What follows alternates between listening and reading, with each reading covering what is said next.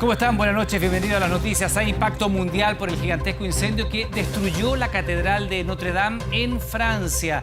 El fuego comenzó en el techo donde se estaban realizando obras de remodelación. Alarmantes cifras alcanzan las deudas por pensión alimenticia en Chile. 70.000 niños no reciben el dinero que les corresponde por ley. Y hablamos de las amenazas en el fútbol, una realidad que enfrentan jugadores, dirigentes y también los árbitros, pero que pocos se atreven a reconocer. Esta noche en Reportajes 24. Estos son los titulares.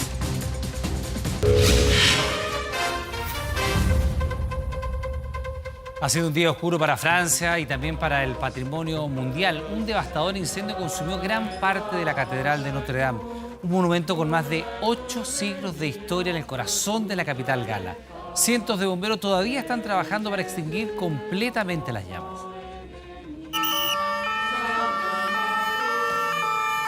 Las llamas suben a más de 50 metros. Acaba de haber una explosión. Vi caerse, vi desplomarse la aguja. Estoy a 100 metros.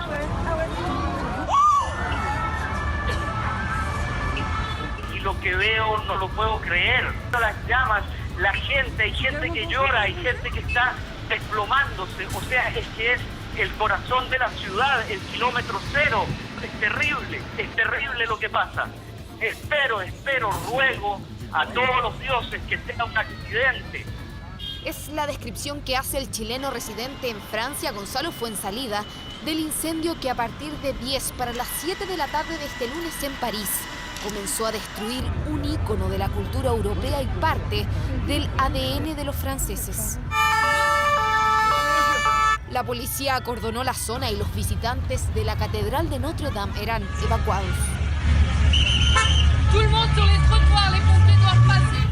La parte superior del monumento histórico más visitado de Francia y del viejo continente ardía, mientras un espeso y amarillento humo se podía distinguir a varios kilómetros de distancia. Según las autoridades, el fuego estaba potencialmente relacionado a las obras de renovación del monumento declarado Patrimonio Mundial de la Humanidad en 1991. Uno de los objetivos de esa restauración era precisamente su elemento más emblemático, la aguja de 96 metros de altura que se derrumbó junto al techo a 50 minutos de iniciada la emergencia.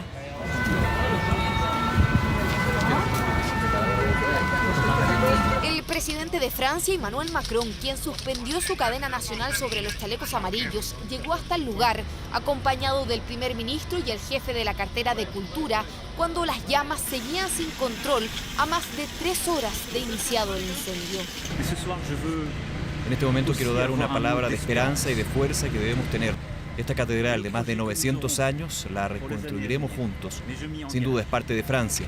Se lanzará una suscripción nacional e internacional para atraer todo el talento y reconstruir Notre Dame porque es lo que los franceses esperan y merecen.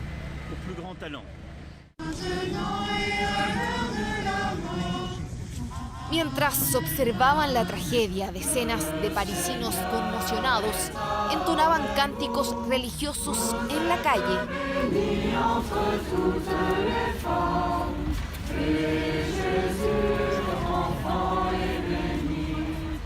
El Vaticano habló de conmoción y tristeza. Varios líderes mundiales expresaron su consternación, entre ellos el mandatario estadounidense Donald Trump. El incendio está a un nivel que nunca antes había visto. La catedral es uno de los grandes tesoros del mundo. Más temprano, a través de Twitter, Trump había sugerido que se utilizaran aviones para sofocar las llamas. Sin embargo, la Dirección General de Seguridad Civil y de Gestión de Crisis explicó que el peso del agua y la intensidad de la caída a baja altura podría debilitar la estructura de la catedral y causar daños colaterales a edificios circundantes. Estamos hablando de que cualquier aeronave, como lo hemos visto en los incendios forestales de Chile, lanza aproximadamente entre 3 a 10 toneladas de agua, lo cual haría inmediatamente que la estructura colapsara. Quizás se pudiese apagar, pero lo que sería la estructura como tal, bomberos que están trabajando en el interior, las personas que se encuentran mirando, habría una onda expansiva de la estructura, la cual podría generar mucho más daño que lo que podría ser la extinción propia. Ubicada en el corazón de París y rodeada por el río Sena, Notre Dame recibe un promedio diario de 35.000 visitantes provenientes de todo el planeta, quienes llegan atraídos por su increíble arquitectura y las mágicas postales de la capital gala que desde sus alturas ofrecía este edificio que tardó 2 siglos en construirse y que en su interior conservaba obras y reliquias de incalculable valor. Así eran trasladadas hace 4 días algunas de las estatuas religiosas de la parte superior de la catedral para dar inicio a las obras de restauración. Una que ahora deberá ser mucho más extensa, pero que conserva la esperanza después de que los bomberos indicaran que la estructura está a salvo. Un símbolo nacional de Francia ha sido dañado. Es un símbolo poderoso para nosotros los cristianos. También es un gran sitio patrimonial e histórico. Para mí es Francia la que ha sido tocada. La Fiscalía de París anunció que abrió una investigación del incendio por destrucción involuntaria. Llamas que se habrían generado por un accidente en medio de las obras de renovación y que inscribirán a este 15 de abril en la historia de Francia, de Europa y del patrimonio mundial.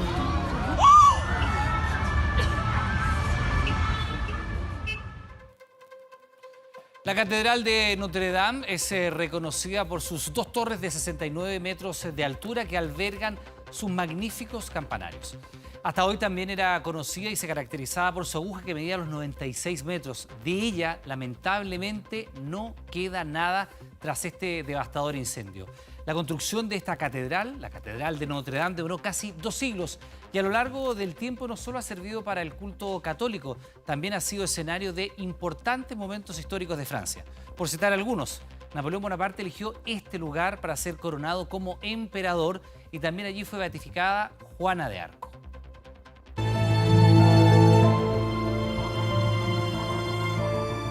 Centro religioso y cultural de Francia con más de 12 millones de visitas al año. Catedral gótica emblema que ha sido testigo de la historia francesa, de las asunciones del poder, de saqueos, de atentados.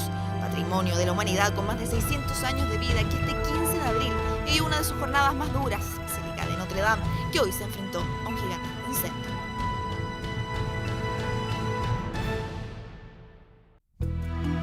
Cobijada por los brazos del Sena en plena isla de la Cité, lugar donde se fundó París, comenzó a ser construida en 1163, uno de los edificios góticos más antiguos de ese país, con 2 torres, una aguja en pleno centro y una cruz acostada en la nave, una titánica tarea que llevaría más de 2 siglos. Basílica de Notre Dame, que fue inaugurada recién en 1345. Pero se ubica sobre las ruinas del Templo de Júpiter, se ubica sobre las ruinas de la Basílica de Saint-Étienne, o sea, trae una historia religiosa también importante anterior y piensa desde el siglo XIV hasta hoy día, digamos, ahí en pie en la mitad de París, ha sido escenario de un montón de otras cosas.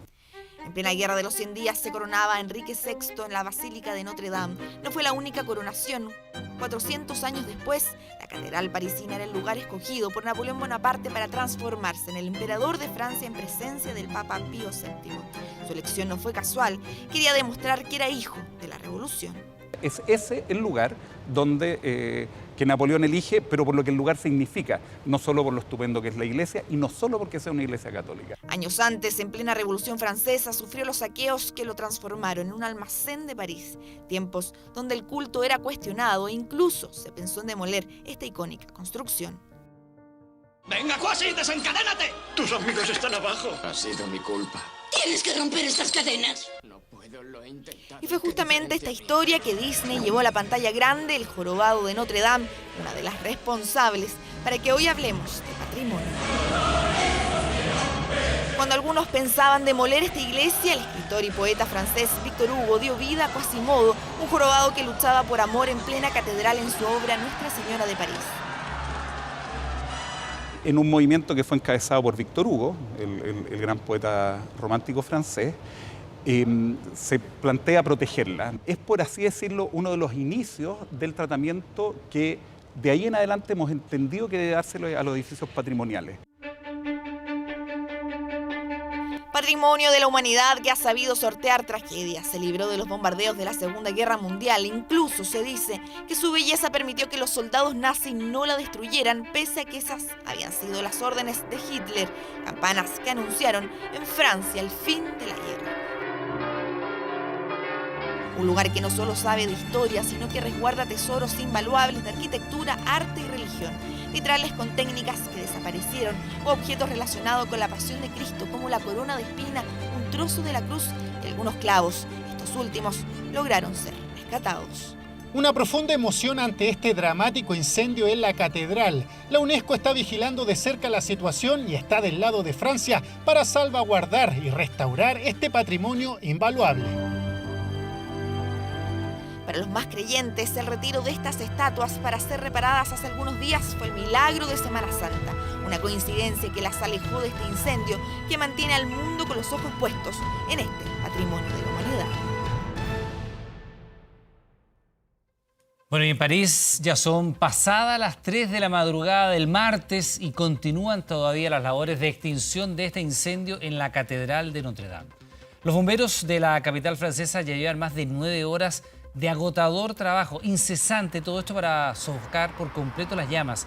Luego, las autoridades podrán comenzar a hacer la evaluación final de los daños, que sin duda son cuantiosos en lo material e histórico.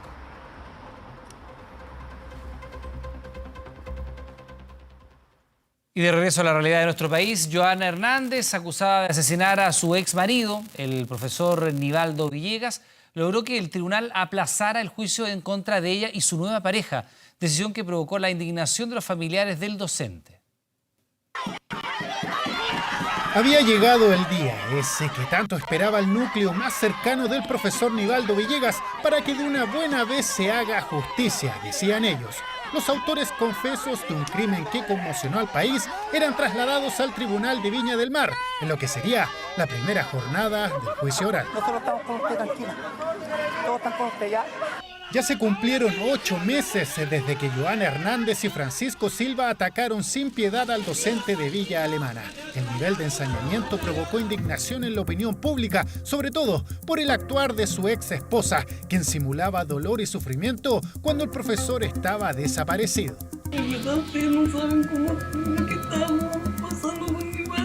Pero con el paso de los días apareció parte del cuerpo de Nivaldo en la bahía del Muelle Prat. Luego la PDI determinó que Hernández y su pareja de ese entonces, Francisco Silva, eran los autores del homicidio. Habían planificado minuciosamente todo. Luego de ser detenidos fueron formalizados, ella por parricidio, él por homicidio calificado. Luego de varias audiencias se fijó esta fecha. Este lunes, 15 de abril, sería el juicio. La pareja se volvía a encontrar en la sala del tribunal. Se veían las caras luego que Joana Hernández endosara toda la responsabilidad a él en una carta que le envió a su madre desde la cárcel. Mamita, te lo juro por Dios que yo no hice todas esas barbaridades que se hablan en televisión. Y lo poco que hice fue porque estaba manipulada y amenazada por Francisco.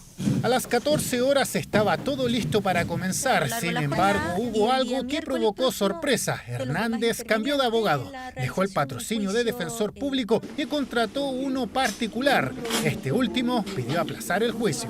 Este tribunal pueda dar una nueva fecha y hora con el objeto de que esta defensa pueda tener conocimiento de cada uno de los antecedentes que se van a ventilar en este proceso. La magistrado acogió la solicitud de la defensa. El juicio se aplazó hasta el próximo lunes. Dilatar. Y esto, ustedes lo oyeron, o sea, este abogado llegó indicando que desconocía la causa, es imposible. No me toque. ¡Déjala sola! ¡Déjala sola! ¡Ella es una criminal! ¡Una asesina! 24 horas se comunicó con la madre de Joana Hernández. Esta fue su respuesta.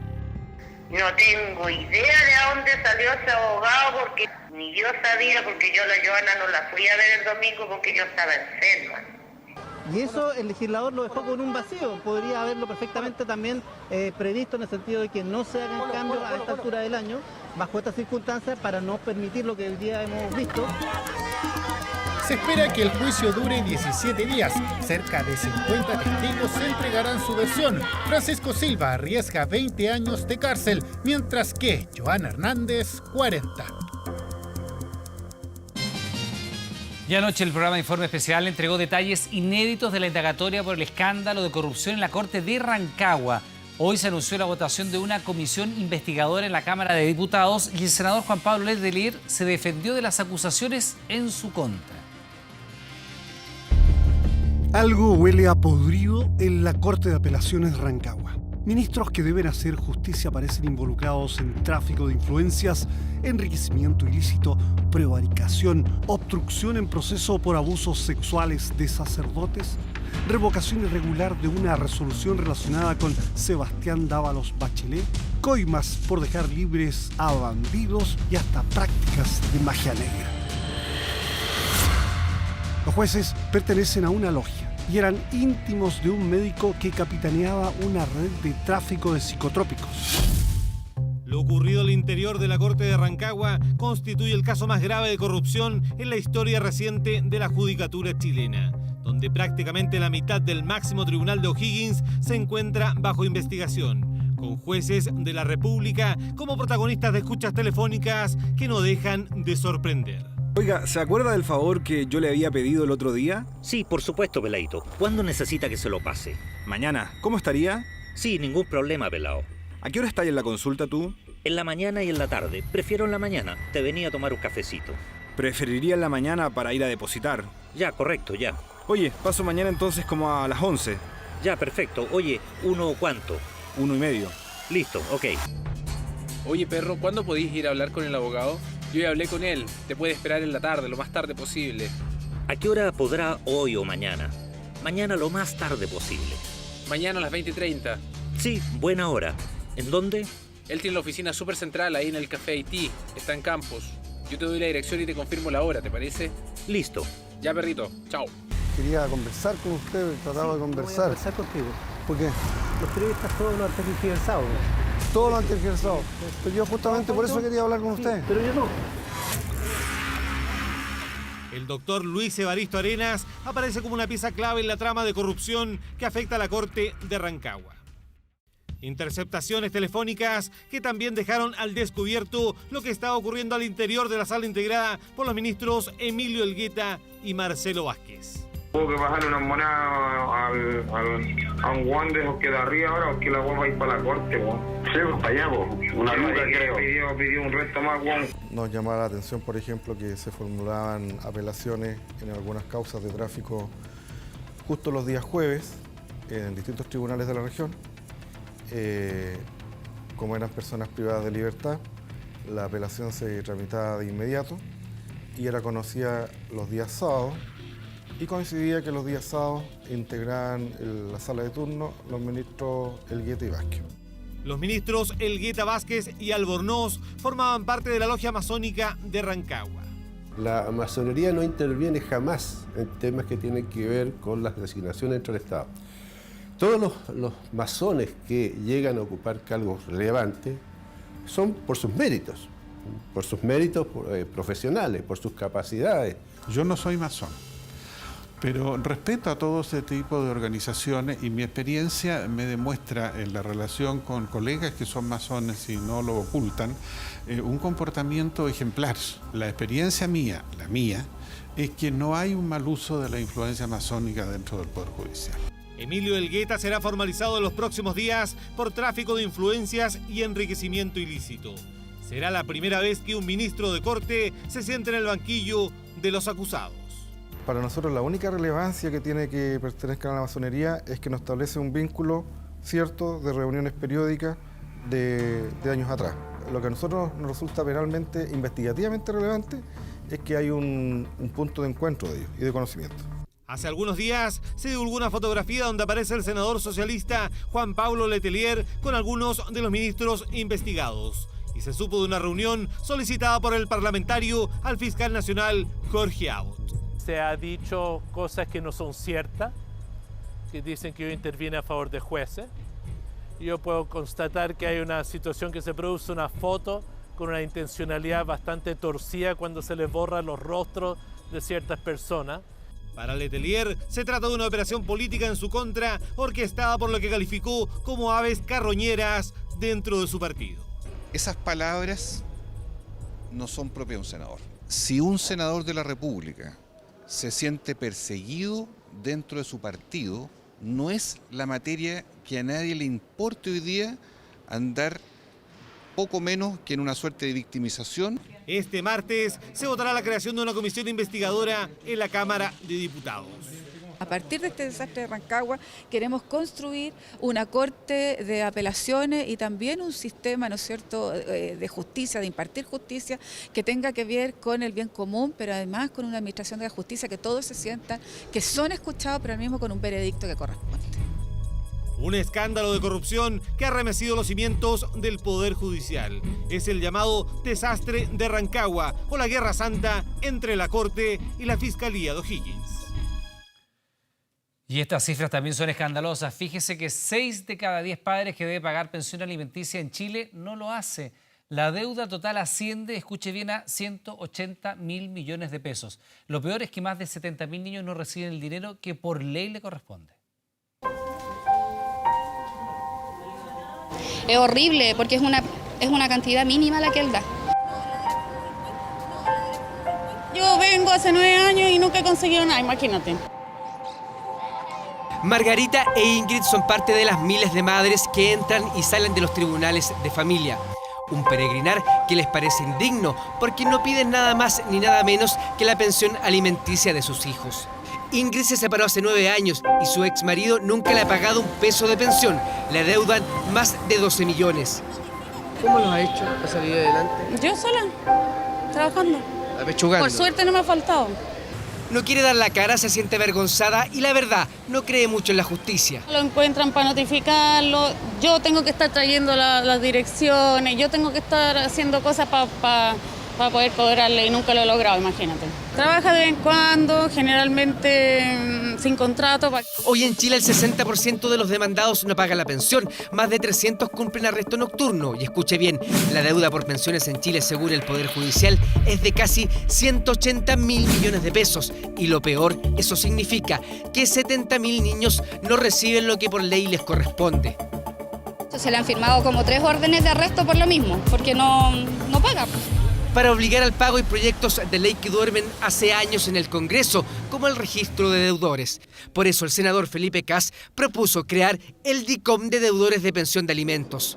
Un DICOM oficial hace que todos los subsidios públicos, todas las devoluciones de impuestos, y cuando alguien quiera sacar su carnet de manejar, no puede hacerlo si no ha saldado la deuda que tiene con sus hijos. Margarita lucha hace 7 años por la pensión de sus 2 hijos. Paga tarde, mal o nunca, incluso cuando se ha ido detenido. Si yo tengo que andar detrás como la bruja mala que anda detrás de la plata de él, y no es eso, la plata es de los niños. Mejor no sirve pelear porque no tengo plata, que no me han pagado. Cambian de domicilio, no se dan por notificados o piden que no se les haga contrato de trabajo. De eso y más, echan mano a los deudores. Los tribunales de familia aseguran no tener las armas para acelerar los pagos. Yo instaría, obviamente, al Poder Legislativo a poder apurar estos proyectos de ley, ya que, como usted señala bien, efectivamente duermen mucho tiempo a veces en el Congreso y lo que creemos es que necesitamos muchas más herramientas. Y si bien se ha instaurado la retención de impuestos, muchos buscan la forma de evadir el pago. Este DICOM les impediría optar a préstamos, subsidios e incluso a la licencia de conducir. Perfecto, porque además aquí la ley no funciona muy bien. Parece, bueno, en realidad yo creo que debería ser como más drástico. Que eso no se esté cumpliendo me parece que habla de una cifra vergonzosa como país en relación a cómo estamos enfrentando como padres nuestras obligaciones.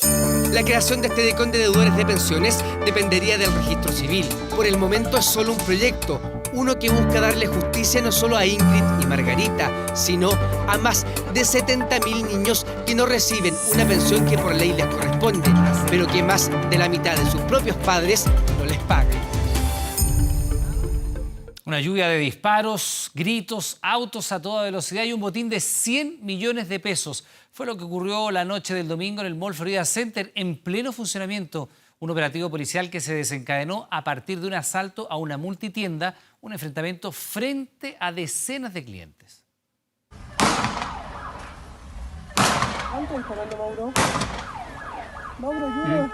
Disparos a diestra y siniestra en los estacionamientos del Florida Center, frente a los ojos de niños, sus padres, muchos que a esa hora dejaban el mall. Métete para arriba, Mauro, para otro lado. La explicación de todo estaba al interior de la tienda París. Minutos antes, cerca de 10 desconocidos, armados y con herramientas pesadas, irrumpieron en el sector de relojería, golpearon vitrinas hasta el cansancio con tal de obtener el jugoso botín. Todo ocurrió en pocos segundos, más de 300 relojes, como en las películas, a un saco. Luego quedó escapar. Ahí estalló la balacera. Los guardias nos pidieron que metiéramos a la gente dentro del local porque los tipos salieron disparando, entonces la gente obviamente corre peligro, pero fue súper caótico en realidad. Disparos de un lado y otro. La banda se encontró con carabineros en los estacionamientos, se enfrentaron y la policía repelió. Sin mediar ningún tipo de provocación por parte del personal de Carabineros, inmediatamente abren fuego en contra del personal, por lo cual Carabineros se dio la obligación de hacer uso de su armamento de servicio, eso sí, teniendo presente en todo momento la seguridad de las personas que transitaban en ese lugar. Fue la decisión que tomó Carabineros, repeler. En esos momentos el pánico se apoderó de unos cuantos. Se esconden, se tiran, se agachan o se tiran al suelo porque cualquier balazo, una bala loca, usted va caminando y le llega. El operativo dejó resultados, un detenido, Eliseo Muñoz Zapata, de 27 años, connotado participante en asaltos a malls y en un frustrado robo de cajero que en 2017 le arrebató la vida a uno de sus acompañantes y que a él le hizo perder un ojo. Es un delincuente avesado, altamente peligroso, que lidera una banda. Delincuente experimentado, dispuesto a todo. Por eso mismo hay quienes no comparten cómo se operó en la emergencia en un lugar tan público, con tanta gente. Demasiado riesgo, creen. Yo me pregunto qué pasa con todas las planificaciones. Yo no quiero criticar, quiero llamarlo a que trabajen en conjunto, a que sumen los actores involucrados. Eliseo Muñoz quedó en prisión preventiva y el botín fue recuperado. Otros 9, eso sí, siguen en libertad. Noche de domingo, terror en el mall. No es para menos. Una madre y su hija fueron las últimas víctimas de las encerronas, delitos de moda como los portonazos que ahora son combatidos con un helicóptero. ¿Ha servido esto de algo? Lo vemos en el siguiente informe. 3:15 de la mañana, la distancia entre un auto y otro mínima, eso porque el segundo lo adelantó, era un portonazo, más bien una encerrona. Fue en Huechuraba, las víctimas, 2 mujeres, una madre y su hija de 49 y 17 años, las amenazaron y atacaron con pistolas hasta robar su vehículo. Están bastante impactadas y asustadas. O sea, la verdad que no se atreven a salir. Porque ocurrió a solo un par de cuadras de su casa, nadie las ayudó. Delitos como estos se han vuelto un dolor de cabeza para las policías, también para autoridades. Para frenarlos se dio marcha a vuelos preventivos. Este lunes fue necesaria su intervención. El seguimiento fue por autopista Vespucio Norte, altura Camino Lobosa en Pudahuel. Por ahí escapaba una banda dedicada a los portonazos. Lo hacían en un auto robado a través de esa modalidad. Lograr establecer cuál es su posición en tiempo real con el objeto de que los equipos territoriales que se encuentran en la población logren dar con mayor eficacia y eficiencia al momento de lograr la detención de estos sujetos. 6 delincuentes fueron detenidos, todos con antecedentes por diversos robos. El plan antiportonazo comenzó el 1 de abril, de ahí el despliegue con helicópteros. A la fecha van 214 portonazos, es decir, disminuyó un 6% en comparación a igual fecha que el año anterior. Los detenidos, en tanto, subieron un 200%. El plan está focalizado en el sector oriente hacia el sector norponiente. Ocurre que los delitos se han trasladado a otras zonas. Precisamente cuando nosotros enfocamos el esfuerzo en un sector donde a un horario determinado se está realizando el delito, suele ocurrir que los delincuentes empiezan a utilizar otros. Eso ha llevado a vecinos de distintos sectores a movilizarse. Esto ocurrió en Chicauma, comuna de Lampa. Los delitos acusan han crecido principalmente en la autopista nororiente con ruta 5 Norte. Estamos molestos, asustados, ya que sufrimos de constantes asaltos, encerronas y robos de vehículos. Chicauma en Lampa, como ellos también en Puente Alto, San Bernardo y cuantas más.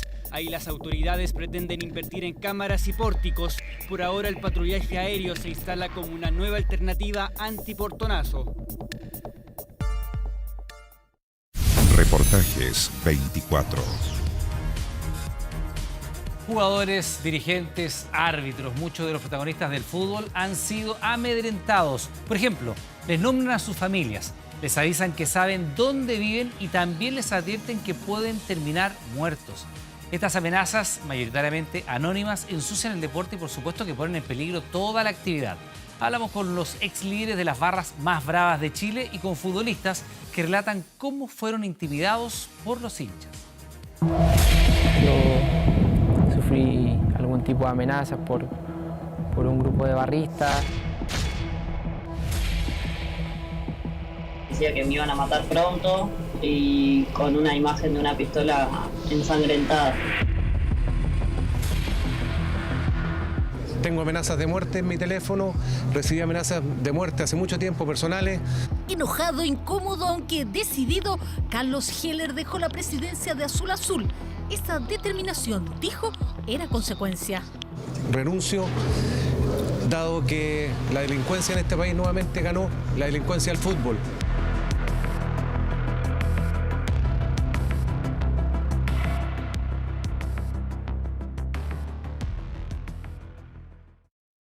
Estoy con la cabeza todavía no en frío, tengo que ver qué pasa, pero yo quiero lo mejor para la Universidad de Chile y para mi familia. Yo no voy a aceptar este tipo de amenazas, creo que hacen muy mal al fútbol chileno. Sin aceptar tampoco preguntas, dejaba el cargo que ocupó por 4 años. No ha sido el único intimidado en el fútbol, aunque se rechace, sí ha existido lugar para las amenazas. En un principio preferí callar, guardármelas, no contarle ni siquiera a mi familia, que no tenía ni idea de lo que estaba ocurriendo. Pero ya después ocurrieron hechos que eran insostenibles y que yo no podía aceptar. Era muy joven, recién 21 años. Llegaba a un club grande, Colo-Colo. Todo le impactó de golpe. Fue el 2012. En la tarde recibí un llamado a mi habitación. ¿Quién te llamó? Me llamó el jefe de la barra. El jefe de la barra me llamó. ¿Para amenazarte? Bueno, me dijo que él de aquí en adelante no se hacía responsable por lo que me pasaba, que este grupo de hinchas me iba a pegar, me iban a pegar. Era una llamada de Francisco Muñoz, contó Pancho Malo, el ex líder de la Garra Blanca, quien no titubeaba a la hora de desafiar. No te preocupes mojar la camiseta antes de ser perro faldero de la dirigencia de Blanco y Negro. El ex líder de la Garra pasa la mayor parte de su tiempo hoy en el extranjero. Logramos un contacto telefónico con él. Siempre ha negado esas amenazas. Y siempre fui categórico en decir, del día 1 que se me hizo esta imputación, que esto era una maniobra política del gobierno de esa época para implementar el plan Estadio Seguro y de una otra manera para reflejar en mí un ícono inexistente de la violencia en el fútbol, para implementar una política de gobierno que a vista de todos, a sus 7 años de implementación, ha sido un rotundo fracaso. No fue el único episodio. Después de un entrenamiento fue interceptado por un auto que se atravesó en la calle. 4 personas se bajaron y lo increparon. Jura que luego de una conversación se fueron. Carlito, ya no más, amigo, vamos, fuerza nomás. La verdad que recordarlo igual me produce quizá un poco de rabia o de tristeza por lo que me tocó vivir. No solamente en lo personal, sino que mucha gente de mi familia sufrió y quedaron muy marcados con lo que pasó en ese episodio. ¿Y usted o alguna de las personas que estaban cerca de usted alguna vez utilizaron la amenaza? Yo no andaba vigilando en este caso a las personas que me secundaban, pero al menos ellos sabían que yo era quien lideraba la barra y que obviamente ninguna conducta de ese tipo no iba a favorecer, por ende nadie que estuviera cercano a mí podía actuar de esa manera. Se hizo la denuncia, se usó la manoseada frase de que se llegaría hasta las últimas consecuencias, pero... Y el episodio se cerró muy rápido, no se investigó todo lo que había que hacer para esclarecer los episodios, los hechos y todo lo que ocurrió en esa llamada y cómo llegó hacia mí también. Como nunca, se supo ahí del poder de las barras. No es que tengan poder solo y por un tema de acceso a un estadio, sino que las barras han adquirido un poder en un momento determinado donde los clubes directamente apoyaban económicamente.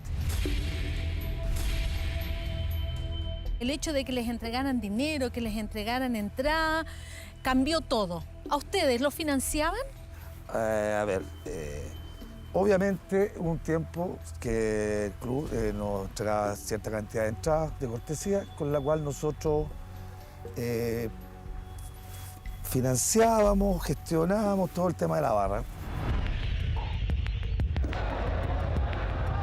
Evidentemente que hay dirigentes que en algún momento contribuyeron, esta cuestión se les escapó de las manos, ¿ah?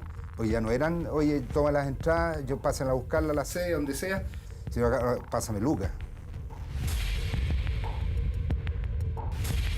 Si no, yo voy al estadio, te genero ruido. Pongo carteles. Fuera fulanito. Y eso la gente comienza a hacer ruido. Y si además coincide con malos resultados, al final la ecuación es que... ¿Ustedes amenazaban? No, nosotros hablábamos. Imbécil. Nosotros jamás. De hecho, lo que caracterizó la barra de los de abajo cuando estaba la vieja escuela era que su fidelidad, su amor, su incondicionalidad. Apretones, incidentes, polémicas. Es el inusitado protagonismo que han tomado las barras bravas en el fútbol chileno. ¿Nunca amenazaron a otros clubes, a jugadores de otros equipos, a dirigentes? No dirigentes, generalmente el hincha es un dirigente de otros clubes no se mete. No, nosotros no hemos amenazado a nadie, nuestro accionar es totalmente pacífico. Pancho Malo, de Colo-Colo, tampoco siente ese tipo de responsabilidad. No mira hacia atrás y no piensa de que hay un mea culpa también de la forma como se manejaban las cosas en esa época y cómo se manejan hoy día. O sea que no tendría por qué hacer un mea culpa porque a mi modo de ver las cosas se manejaban de una manera espectacular, de una manera... ¿Espectacular? Donde, claro, donde había un diálogo con la autoridad, donde nosotros... en reiteradas oportunidades, Colo-Colo perdiendo finales como de la Copa Sudamericana, perdiendo finales en Viña, no hubo ningún incidente, porque había un manejo. El emblemático ex líder de la barra de los de abajo, Alcides Castro, en la anarquía, cree que antes de que los clubes se transformaran en sociedades anónimas, el hincha era incondicional. Hoy, la amenaza se ha transformado en herramienta. La famosa sociedad anónima le dieron poder a los Kumas. Y yo no estoy en contra de la gente pobre, al contrario, yo soy de extracto popular y amo mi pueblo. Pero una cosa es ser pobre y la otra es ser un Kuma, un delincuente. Entonces, cuando los Kumas, cuando la población se toma los estadios, hay que darles. Estamos llegando al barranco, estamos llegando ahí a mirar cómo podríamos caer, como ha pasado en el fútbol argentino. Donde los barristas van a presionar en los entrenamientos, les piden plata, donde los amenazan con armas, ahí disparan, donde hay muertes en los estadios del fútbol argentino. Abrí acá las redes sociales y estaba el mensaje que subí a las redes. Hay muchas personas enojadas por tus denuncias. Hay bastante dinero por tu cabeza. Vas a morir pronto. Con una amenaza explícita que decía que me iban a matar pronto y con una imagen de una pistola ensangrentada. Por ahí en el momento en que lo vi no me di la gravedad, sí me enojó recibir un mensaje así y bueno, a medida que fue pasando los minutos y las horas me di cuenta que era bastante grave recibir algo así. La futbolista argentina Macarena Sánchez lideraba una campaña para lograr igualar condiciones dentro y fuera de la cancha entre hombres y mujeres. Lo que nosotras pedíamos era contratos, ser tomadas como trabajadoras, que todas las jugadoras tengamos obra social, que no tengamos que estar en riesgo por tener una lesión y no poder, los clubes que no nos paguen las operaciones, igualdad de condiciones, igualdad salarial. Eso molestó y amparados en el anonimato de un perfil falso de Twitter, la amenazaron. La reacción fue denunciar.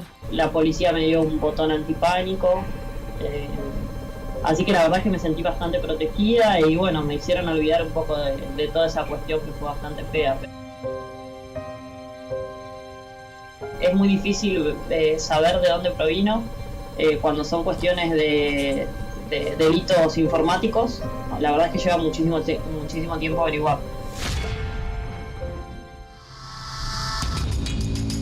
Luego de un partido contra Colo-Colo, el jugador César Pinares de la Universidad Católica recibió hace unas semanas este mensaje por Instagram.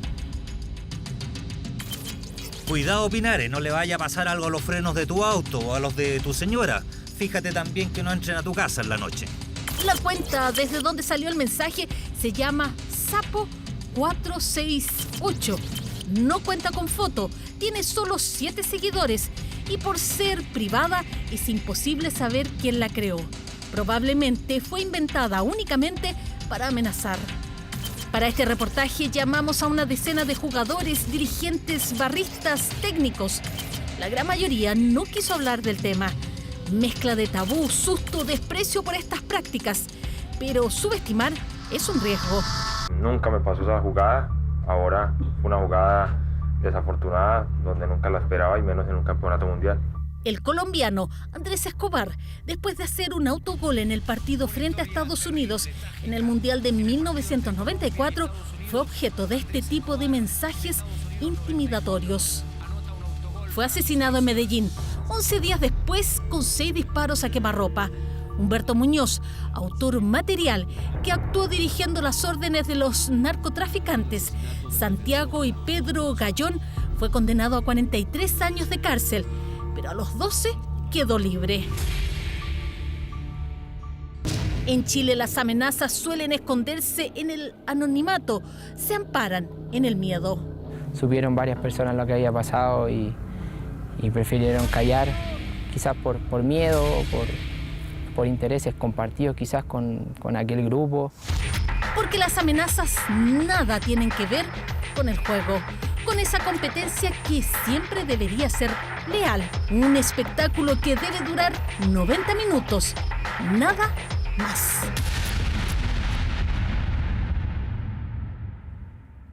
Y ya están en Chile los representantes de la justicia francesa que participarán en la declaración de Nicolás Cepeda, el chileno que está siendo investigado en Francia por la desaparición de la joven japonesa Narumi Kurosaki. No voy a expresar nada respecto ni de las reuniones ni del contenido de las diligencias. Muchas gracias. Es la fiscal encargada de tomar este miércoles la declaración de Nicolás Cepeda, ciudadano chileno apuntado por la justicia francesa como el principal sospechoso de la desaparición de Narumi Kurosaki, de 21 años, la joven nipona a la cual se le perdió su rastro en diciembre de 2016 desde su residencia en la ciudad de Besançon, en Francia. Una diligencia de cooperación solicitada por los investigadores galos que llegaron este lunes a nuestro país y que estarán presentes durante el testimonio. Solamente pueden presenciar las diligencias. Aquí en Chile solamente quien puede realizar las preguntas y que puede encomendar la diligencia es un fiscal del Ministerio Público chileno. La justicia francesa cree que Narumi fue asfixiada por Nicolás Cepeda, con quien mantuvo una relación sentimental, pero hasta ahora no hay pruebas concretas de su participación. Justo después de la desaparición de Narumi hubo una gran nevazón, así que fue muy difícil encontrar a Narumi si es que ella estuviera muerta, ¿no? No se ha podido encontrar el cadáver. Por ello, dentro de las diligencias que podrían realizarse en los próximos días, estaría el análisis de los computadores de Nicolás Cepeda. Ellos deben, de alguna manera, analizar cómo el resultado de esta diligencia va a impactar en la investigación que llevan adelante y podría eventualmente culminar en una petición formal de extradición. Desde que se dio a conocer el caso en 2016, los medios franceses y japoneses han llegado a nuestro país con el fin de obtener la versión del chileno. Nicolás Cepeda para Japón es una persona clave de saber qué pasó con Narumi. ¿Es culpable para usted? ¿Es responsable de la desaparición? Sí, hay una imagen que podría estar vinculado a lo que pasó. Un caso que ha causado conmoción en Japón y que aseguran ha afectado la imagen de Chile. Hay muy pocas cosas que se conocen sobre Chile, ¿no? Los mineros, el salmón, el vino. Y ahora hay este caso que ha sido como noticia internacional y en Japón también es una noticia que todo el mundo sigue, ¿no? De encontrar algo que apunte directamente al chileno, no se descarta que se active el proceso de extradición con la finalidad de emitir una orden de detención internacional. Como no hay proceso judicial en Chile, Nicolás Cepeda saldrá caminando sin problemas desde la Fiscalía.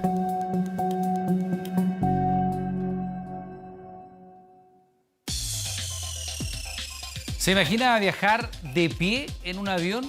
Aunque parezca una locura, fíjese que esa es una de las propuestas que hay para volar más barato en Europa. Aunque esta medida todavía no existe en Chile, las aerolíneas siguen sorprendiendo a los clientes. ¿Aceptarías viajar de pie por ahorrarte un poco de dinero? No, si algo para ahorrar, obvio. Depende de la distancia. No iría, porque me gustaría ir sentada cómoda. Justamente esa es la pregunta. Menos comodidad por el menor precio. En medio de la avalancha de viajes low cost en Europa se ha evaluado viajar de pie o cobrar por el baño. Propuestas que tienen una lógica en medio de esta locura. Esto habla de que hay una masificación del transporte aéreo a nivel mundial, ya está llegando a todos los niveles. Cada vez es más asequible y naturalmente las líneas aéreas, dentro de su estrategia comercial, ofrecen estos servicios con algunos descuentos. Por ejemplo, entre enero y febrero de este año se transportó a más de 3 millones de pasajeros, cerca de 500.000 más que el año pasado en el mismo periodo. La aviación es absolutamente necesaria hoy en día para la economía mundial, para el quehacer humano, ¿no es cierto? Y esto indica que cada vez la gente está volando más y necesita estos servicios. Dentro de las propuestas internacionales están estos asientos, algo parecido a los de una montaña rusa, que mantienen a los pasajeros prácticamente de pie. Otra idea es disminuir los baños para instalar más asientos o el cobro de impuestos para personas con sobrepeso. Nosotros hemos partido con algunas medidas, en el fondo, tal vez menos drásticas de momento, como por ejemplo diferenciaciones de precio, en el equipaje. Nosotros cobramos, por ejemplo, por el equipaje de mano. Por ejemplo, si usted viaja en Sky en tarifa cero, el equipaje de mano le costará desde 7.590 pesos. Si uno quiere comprar, por ejemplo, en la página web, te va a salir más barato que ir al aeropuerto a comprarlo, o si es que quieres viajar a una ruta más lejos también hay diferenciaciones de precio respecto a si quieres viajar a una ruta como La Serena. Si bien en Chile no existen medidas extremas como la de viajar de pie, hay propuestas que llaman la atención. Por ejemplo, la semana pasada, la aerolínea JetSmart vendió pasajes desde 500 pesos, incluidas las tasas de embarque. ¿Qué gana la empresa? Queremos que más personas tengan la oportunidad de subirse en un avión, probar la experiencia, recomendárselo a sus parientes y a sus amigos y saber que a partir de ese momento pertenecen al mundo de las personas que tienen acceso a volar. Y a través de esto es una forma de incentivarlos a que así lo hagan. Según el reporte de la Junta Aeronáutica Civil, solo esta compañía aumentó un 65% la cantidad de pasajeros transportados en temporada alta respecto al año pasado. Es el mercado del low cost que cada vez se impone con más fuerza.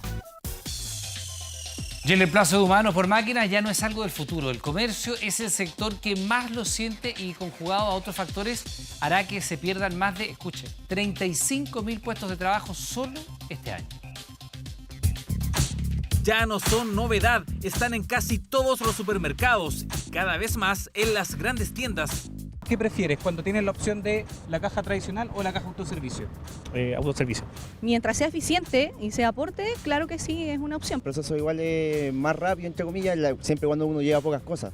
Salas de ventas modificadas, las cajas autoservicio ganan espacio e incluso ya existen supermercados en Chile donde solo hay máquinas de autoatención. Esto es un fenómeno que llegó para quedarse y efectivamente está incidiendo en el empleo. Bajas ventas minoristas, el aumento de la informalidad, la creciente industria de las plataformas digitales, sumado a la automatización, conforman la tormenta perfecta para los trabajadores del comercio. En algunos casos ha sido o es la causa de que determinadas ocupaciones en el sector retail estén dejando de existir. Sí, la automatización sumada a los otros factores ya provocó que el 2018 se perdieran 15.000 empleos en el comercio y se proyecta que esa cifra supere los 35.000 el 2019. Bastante preocupante la cifra, la tecnología que hoy día, digamos, amenaza fuertemente los puestos de trabajo. Cambio tecnológico que impacta y que preocupa a los trabajadores del comercio que ya han visto cómo algunos retail redujeron su planta a la mitad en pocos años. Prácticamente tú te tienes que autoatender. Entonces, cada vez que se genera una especie de esta toma de decisión, los trabajadores, las organizaciones sindicales, lo estamos viendo o viviendo en la marcha. No hay una planificación. Desafío para todo el rubro, las empresas y los trabajadores, donde la capacitación es clave para lograr reconvertirse y seguir vigente. Estamos muy preocupados de esto, estamos trabajando con la Central Unitaria de Trabajadores para ver cómo se hace la reconversión de esos puestos de trabajo a objeto de anticiparse a los despidos. La industria también es súper importante, que empiece a dar las señales de cuál es el tipo de personas que van a necesitar en el futuro y cómo esa gente se puede ir preparando desde ya y qué cosas tienen que estudiar y cómo tienen que ser sus mallas curriculares. Se pierden puestos de trabajo en el comercio, una amenaza que puede ser una oportunidad de capacitación y cambio para muchos. Deportes. La U toca fondo. Después de 13 años es colista del torneo. Supertanker del gol. Paredes cerca del récord. El Tigre volvió a rugir. Guts ganó el Máster de Augusta. Don Fernando, gusto saludarlo. ¿Qué tal? ¿Cómo te va, Pedro? Buenas noches. ¿Qué tal? Hola, buenas noches. ¿Qué te parece esto de la U? Colista, Cobresal con un partido menos. No se ve por dónde. Eso es lo más complicado de todo. ¿Por dónde está la salida para la U? El fútbol es una actividad distinta a varias otras. Es una obviedad la que estoy diciendo, pero particularmente en el fútbol puede darse que un equipo y su rendimiento en la cancha sea distinto a lo que ocurra a nivel institucional. Pero la mayoría de las veces lo que ocurre es esto que estamos viendo. Que la U en la cancha es un reflejo de lo que lamentablemente está pasando en la institución. Y tú dices, bien, por ahora sigue siendo una cuestión circunstancial, pero ojo, van 8 fechas. Ya uno no puede pensar que va a descender la U, es muy difícil que eso suceda. Pero pelear posiciones de Copa Libertadores, pelear el título, ya a estas alturas parece muy difícil. Y para grabar más todo esto, hoy por la tarde trascendió que había renunciado Arias, lo que fue desmentido, pero estuvo el rumor. Tendrían 3 entrenadores, no en un campeonato, en una rueda. ¿Y por dónde va la cosa? Increíble, el mal momento de él. Peor no podíamos jugar. Floreal, un desastre azul. Sinceramente creo que fue un desastre el primer y segundo tiempo. Como si no fuera suficiente perder y ser humillado por un clásico rival, la U confirmó este domingo un desastre histórico. Porque el triunfo ante la U de Conce dejó a Cobresal como penúltimo en la tabla y a la U oficialmente como el colista del torneo nacional. Mucho tiempo que no me tocaba estar en una cancha y sentirme de esta manera. Creo que peor que este partido no podemos jugar. Peor en la situación que estamos hoy por hoy tampoco podemos estar. Decidió dejar Universidad de Chile. No tenemos a nadie firmado. No sé si en algún lado del mundo tener 2 técnicos fue exitoso. Renuncias, críticas internas, mentiras y un rendimiento penoso, una cadena de errores, termina condenando a un equipo que ante Católica mostró su peor cara. Muchos apuntan a Arias, el técnico que llegó para reemplazar a Kudelka y que apenas tiene un 8% de rendimiento.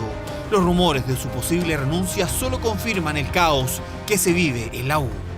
Lo vi mal el partido hoy y no le di las herramientas a mi equipo para que lo pudiera jugar mejor, y después está la responsabilidad de cada uno en cancha. Hace 13 años que la U no era colista, pero desde hace 30 que el fantasma del descenso no estaba tan cerca. Lo insospechado, lo inaudito, lo que nadie creía. Claro que incluso en aquella campaña el equipo tenía mejor rendimiento, un 33,3% por sobre el 20% del presente campeonato. Bueno, porque insisto, no hicimos nada de lo que habíamos hablado la semana y eso obviamente te provoca un malestar general. A lo lejos se aproxima el Superclásico y la Junta de Accionistas de cerca el duelo con Curicó, el primero de los 2 partidos donde no habrá Galería Sur para los azules en el Nacional. La crisis en la U está instalada y mientras suenan voces con la renuncia de Arias, el fantasma del descenso ahora sí es una amenaza real. Ahora, sobre el 23 de abril se va a realizar la Junta de Accionistas y allí lo que se requiere es un replanteamiento administrativo, financiero, respecto de la institución, y que eso después, ese orden, se pueda traducir a la cancha. Es lo que la U necesita. Vamos a otro protagonista del fútbol, Esteban Paredes, que mantiene vigente con goles la condición de uno de los más grandes ídolos en la historia de Colo-Colo. Además, que está a 5 goles del récord de Chamaco Valdés. Toda una aventura la que se viene para el Tanker. Al estar lo felicité, es mi amigo, siempre lo he dicho. Lo primero con el rendimiento de Esteban es lo bien que juega. Y ojalá pueda lograr batir el récord. Lluvia de elogios para Esteban Paredes. Es que el supertanque, como tantas otras veces, se convirtió en el protagonista del triunfo albo por 3-2 sobre O'Higgins. Son cracks esos pibes, loco. Es crack el pibe, de verdad. De verdad que me saco el sombrero. El 7 albo llegó a 211 goles en torneos nacionales y quedó a 2 de igualar a Pedro González y a 4 del histórico Chamaco Valdés. El tanque del comandante demuestra en cancha su vigencia. Son jugadores distintos, son jugadores de trayectoria, jugadores con experiencia, con jerarquía. Con 38 años, el eterno goleador ha promediado una media de 1 gol cada 4 partidos, en ritmo para romper la histórica marca en este torneo. Si me preguntáis, quisiera hacer rápido los goles, pero creo que tengo que tener un poco de tranquilidad. Y cuando el goleador se lo propone, es de temer. Incluso podría, ¿por qué no?, llegar a su récord en 5 fechas más, es decir, ante la U en el Superclásico. Pero no, estoy tranquilo, muy motivado. El tanque del comandante reajusta su mira y ahora apuntará al sur, precisamente ante Huachipato, donde seguirá buscando anotar para seguir haciendo historia con la camiseta de Colo-Colo.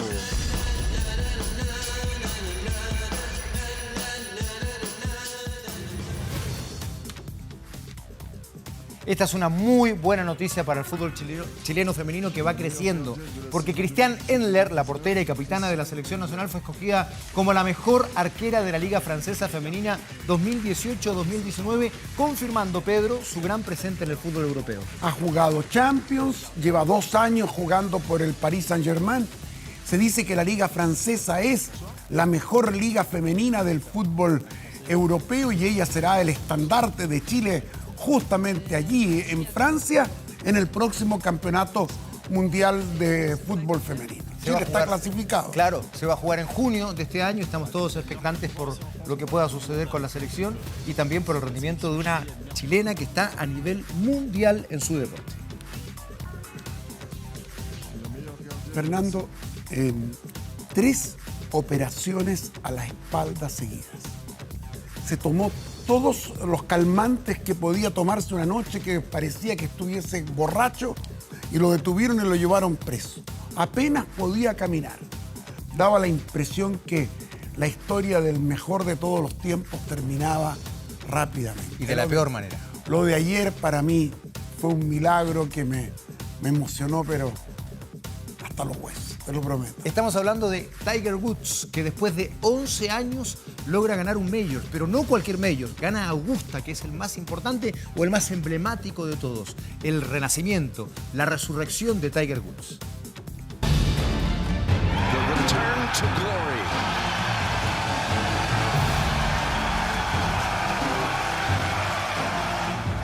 Es la emoción de uno de los más grandes deportistas de la historia. Uno que ha sabido doblarle la mano al destino y que este domingo volvió a ganar un Major. Fue en Augusta, donde nuevamente se colocó la chaqueta verde.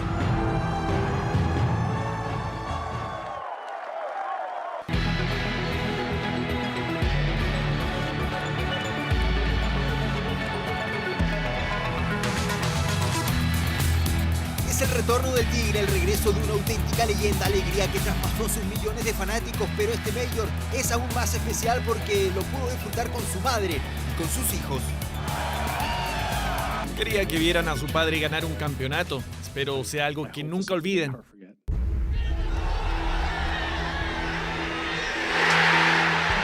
Pasaron 11 años de la última vez que Tiger ganó un Major. Fue en 2008 en el US Open y su último Augusta había sido en 2005. De ahí en más cayó en un pozo. Polémicas y escándalos fueron cada vez más frecuentes. En 2009 chocó su auto. Sus auspiciadores de a poco le daban la espalda. Además, hizo pública su adicción al sexo, reconociendo que le fue infiel a su esposa, cuya separación le costó $100 millones. Tuve amoríos, engañé. En 2017 volvieron los escándalos, lo sorprendieron dormido en el volante de su auto. Además, las lesiones lo tuvieron al borde del retiro. Apenas podía caminar, no podía sentarme, no me podía acostar, realmente no podía hacer casi nada. El Tigre a sus 43 años, en plena conferencia tras la emoción de volver a ganar Augusta, nombró nada menos que a Joaquín Niemann. ¿Qué piensas de los pocos jugadores latinoamericanos que jugaron esta semana? El juego está creciendo. Estoy pensando en Joaquín, que está jugando bien. El juego está creciendo, ahora es un deporte global. Más relajado que antaño, más humilde por los años perdidos, agradecido por el apoyo actual además de aliviado por la oportunidad de volver, es Tiger Woods, el mejor golfista de la historia, que está de vuelta y absolutamente vigente.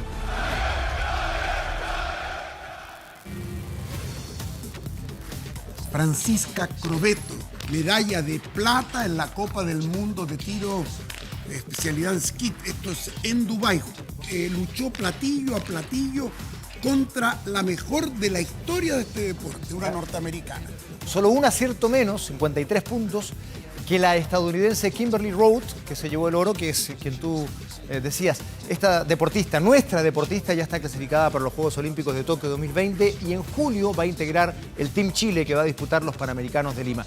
Quiero destacar además que hay solo 2 deportistas chilenos clasificados a los Juegos Olímpicos de Tokio y las 2 son mujeres. Francisca Crovetto, la primera en clasificar, y se unió hace algún tiempo Crystal Kobrich. 2 históricas del deporte chileno y las mujeres clasificadas para el Mundial. ¿Qué más se le puede pedir? Sacan la cara por nosotros. Las mujeres que están mandando, entonces, particularmente en la casa de Pedro. Vámonos, yo me voy si no me van a retar voy a llegar tarde. Pausa y seguimos acá en 24 horas. Gracias, buenas noches.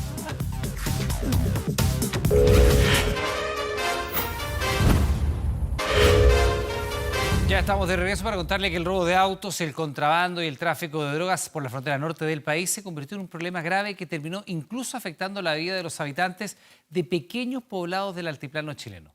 Por eso, desde 2015 se reforzó el control de la zona con personal del Ejército que trabaja en conjunto con Carabineros. Aunque la información oficial dice que aquí viven poco más de 400 personas, lo cierto es que en Cariquima no hay más de 60.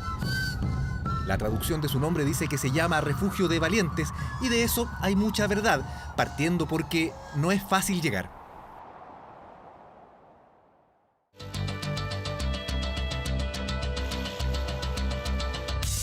Por aire son más de 50 minutos de viaje, por tierra hay que recorrer 250 kilómetros hacia la cordillera de los Andes a los pies del nevado del mismo nombre.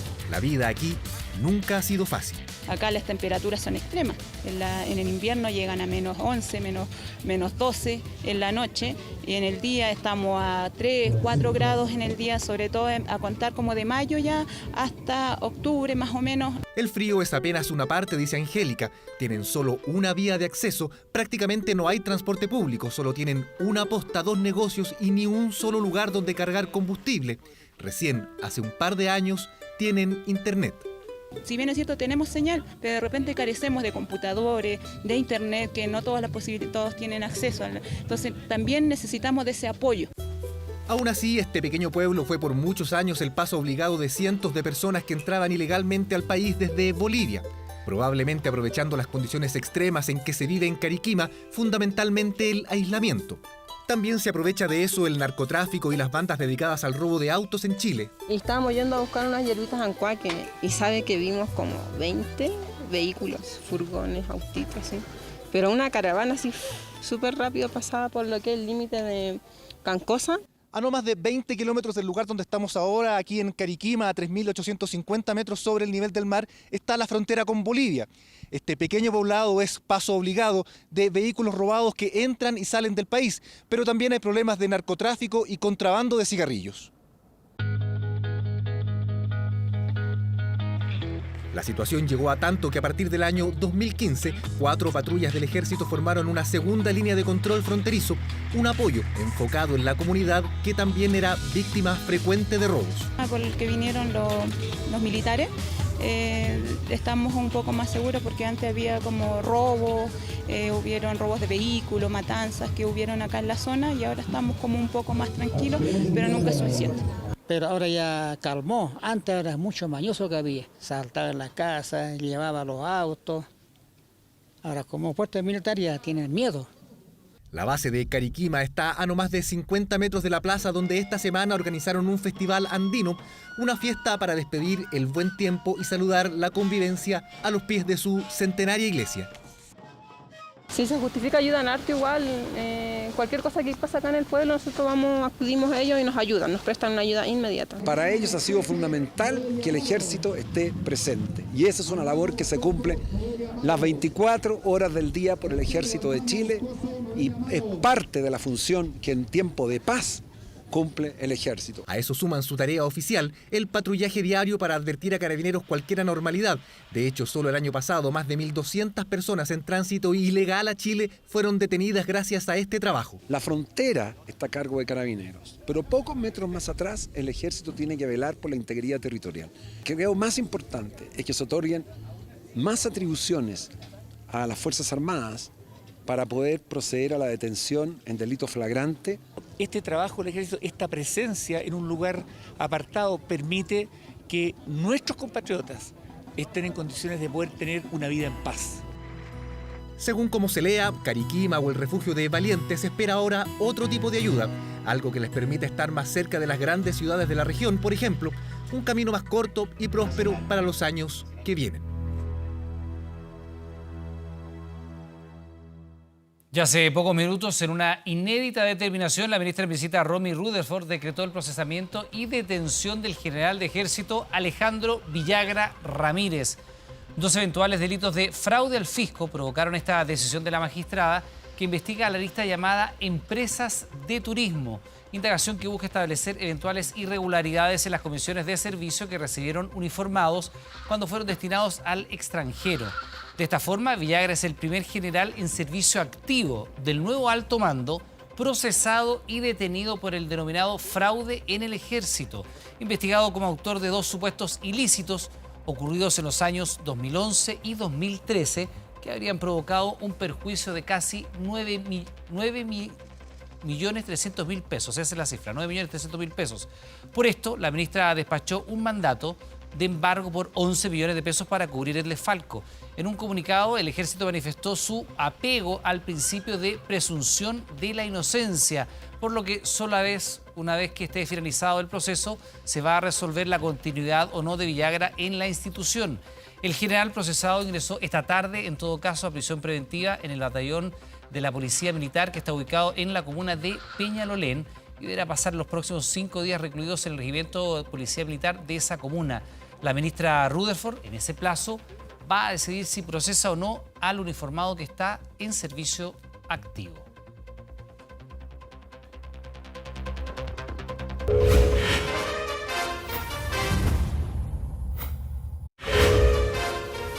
Este lunes en Santiago sesionó el llamado Grupo de Lima, que analizó la crisis política y social que vive Venezuela y rechazó cualquier tipo de intervención militar en el vecino país.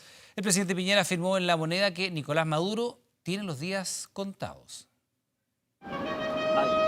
Estoy convencido que los días del dictador están contados y no son muchos. El mensaje que abrió la jornada en Santiago este lunes, horas antes de una nueva cumbre del denominado Grupo de Lima. Representantes de 14 países del continente reunidos en Chile, pero con la mirada atenta a la crisis humanitaria y política en Venezuela. Y esperamos que esta sea una reunión muy fecunda y ojalá podamos tomar medidas adicionales que ustedes van a discutir para que el cerco o la presión diplomática, política y económica se vaya haciendo cada día más fuerte. Recepción en La Moneda, pero todo ocurrió más tarde en el plenario, donde luego de 3 horas reunidos los países asistentes firmaron esta declaración. Vamos a esperar un minuto. Ahora sí. Muy buenas tardes. Este pequeño atraso se debe a que la letra del texto anterior era muy pequeña. Es por eso, no por nada más. Tras la espera, el Grupo de Lima reiteró este lunes su apoyo al presidente Juan Guaidó, convocó una conferencia internacional por la democracia y llamó a Naciones Unidas y a la OEA a tomar acciones por Venezuela. Rechazan cualquier amenaza o curso de acción que implique una intervención militar en Venezuela. Consideran que el régimen ilegítimo de Nicolás Maduro ha demostrado no tener voluntad de diálogo y por ello exigen el cese inmediato de la usurpación. Esta es una condición indispensable para el restablecimiento de la democracia y el orden constitucional. El Grupo de Lima llamó además a países como China, Rusia, Cuba y Turquía a favorecer el proceso de transición democrática en Venezuela, afirmando que su apoyo al régimen de Maduro causa impactos negativos en la región. Y el cantante argentino de 70 años, Sergio Denis, quien hace poco más de un mes se cayó de una tarima en pleno concierto, fue trasladado a un hospital de Buenos Aires, esto luego de que su estado de salud se volviera crítico. Y soy el fuego que aleja la tristeza del invierno.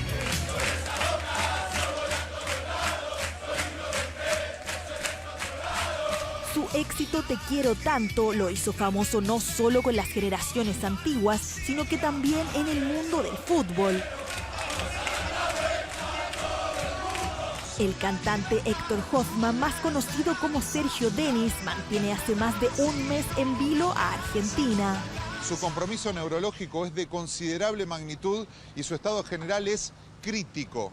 Así terminaba el parte médico entregado por los doctores del cantante de 70 años, horas antes de que fuera trasladado desde Tucumán hacia Buenos Aires. Denis lleva más de un mes en estado de coma, después de sufrir una caída en pleno concierto en marzo. Su cráneo y su tórax fueron los más perjudicados, con heridas que lo llevaron 2 veces al quirófano y que hoy lo obligan a usar un respirador artificial.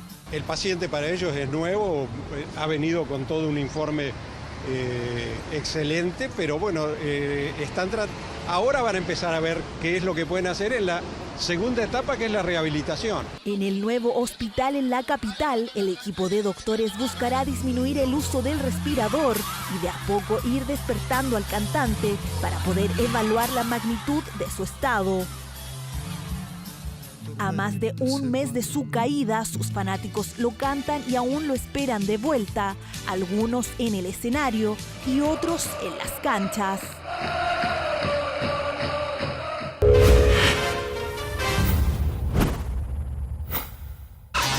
...24horas.cl. Tras la nueva caída de los azules, esta vez en el Clásico Universitario, preguntamos en Facebook, ¿crees que la Universidad de Chile deberá luchar por su permanencia en primera división en este campeonato nacional? El 59% de nuestros usuarios dijo que sí, mientras que un 41% sostuvo que no. Todavía puedes votar, dejar tu comentario en el fanpage de 24horas.cl. Con esto estamos terminando las noticias. Le damos las gracias por informarse junto a nosotros. Que tenga buenas noches.